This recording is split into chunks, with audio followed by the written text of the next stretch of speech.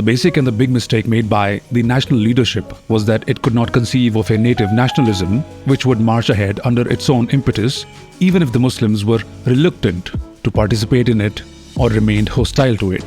The national leadership was all along in a hurry to bargain with the British on the basis of Hindu-Muslim unity and consequently failed to give sufficient thought and attention to the consolidation of genuine nationalist forces. The residue of Islamic imperialism spotted this weakness of the national leadership very soon and exploited it to the hilt. Their price for cooperation went on soaring in direct proportion to the nationalist solicitation for it.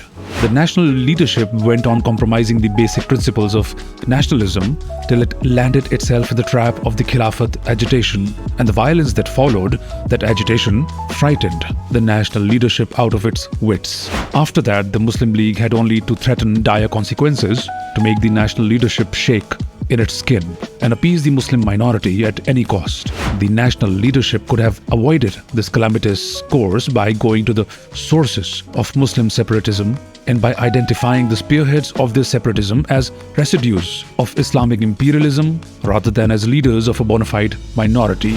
And that needed a historical perspective which the national leadership either did not possess or did not entertain when it was presented to it by the more perspective analysis of the situation.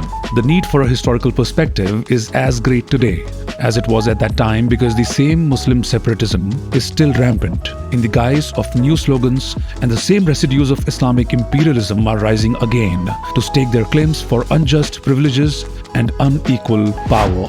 Their ultimate aim is to restore the power of Islam in the India that has survived partition.